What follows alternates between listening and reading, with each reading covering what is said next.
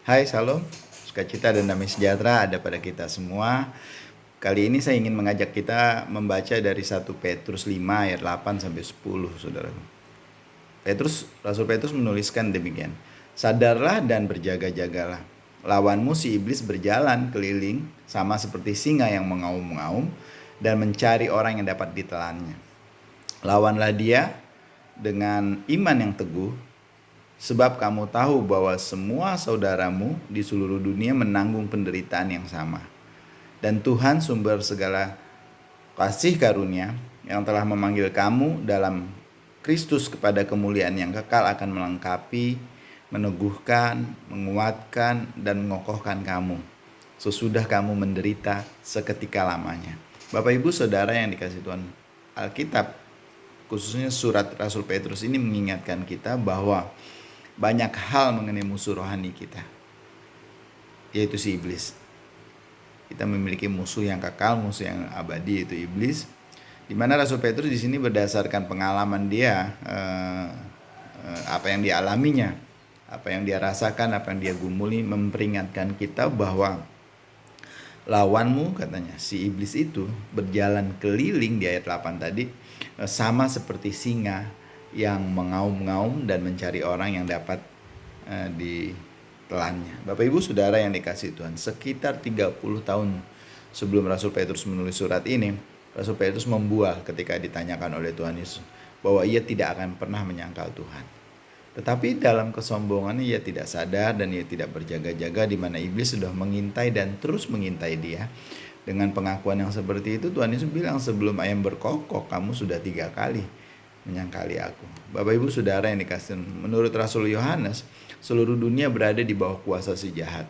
Kita bisa baca di 1 Yohanes 5 ayat 19. Tetapi Tuhan Yesus kan datang untuk membinasakan perbuatan-perbuatan yang jahat ini. Ketika Tuhan Yesus datang ke dunia, dia untuk menerangi dunia yang berada di dalam kegelapan, mengalahkan penguasa-penguasa yang menguasai dunia ini. Tuhan Yesus telah menaklukkan iblis. Bapak Ibu, kita tahu di Injil Yohanes pasal 12 ayat 31 dan di surat Ibrani misalnya. Tetapi iblis untuk sesaat diizinkan, ya kan, untuk menyesatkan banyak orang. Ini perlu kita ingat. Dia diizinkan untuk sesaat menyesatkan ke banyak orang sebelum masa kedatangan Tuhan Yesus. Kesudahan iblis telah ditetapkan. Di dalam kitab Wahyu pasal 20 ayat 10 dikatakan bahwa dilemparkan ke dalam lautan api dan belerang, disiksa siang malam sampai selama-lama. Itu ketetapan yang akan dialami oleh iblis. Tapi sebelum masa itu tiba, dia akan bekerja keras, akan berusaha sekuat-kuatnya untuk menyesatkan, untuk membawa orang, untuk menyeret sebanyak-banyaknya manusia, khususnya orang-orang percaya, saudara dan saya. Betapa pentingnya kita untuk terus berjaga-jaga.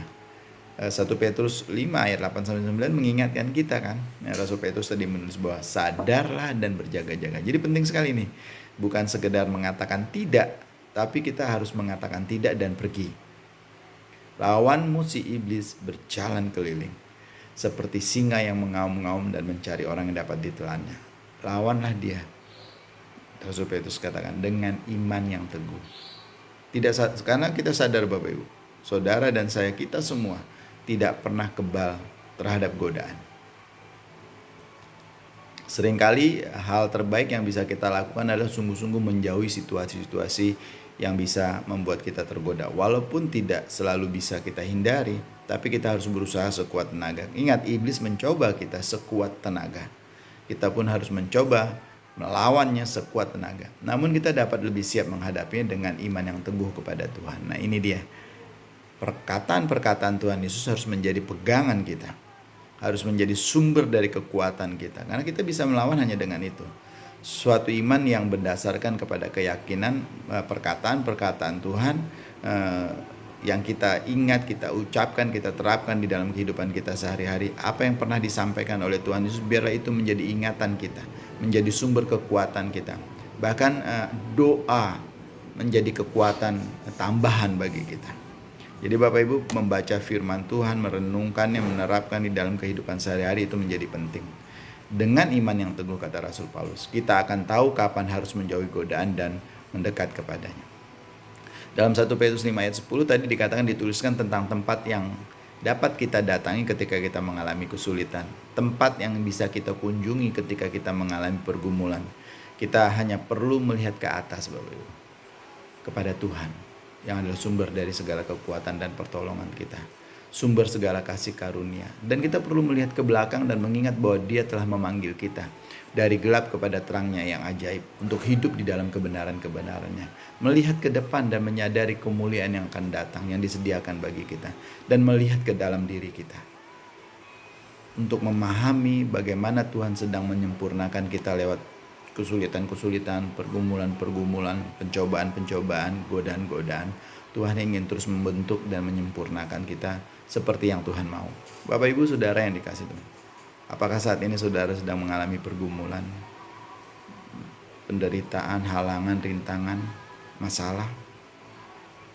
Rasul Petrus tadi di ayat 10 mengatakan, ini biarlah jadi kekuatan kita yang membimbing kita untuk ingat, dan Tuhan sumber segala kasih karunia yang telah memanggil kamu dalam Kristus kepada kemuliaan yang kekal, dan melengkapi, meneguhkan, menguatkan, dan mengokohkan kamu sesudah kamu menderita seketika lamanya. Rasul Petrus berkata seketika saja. Bapak Ibu Saudara yang kasih, firman Tuhan adalah kebenaran dan sumber perlindungan terbaik bagi kita terhadap segala bentuk muslihat iblis. Oleh karena itu jangan abaikan firman Tuhan. Perkatakan, baca, ingat, hafal, dan renungkan setiap perkataan-perkataan Tuhan Yesus.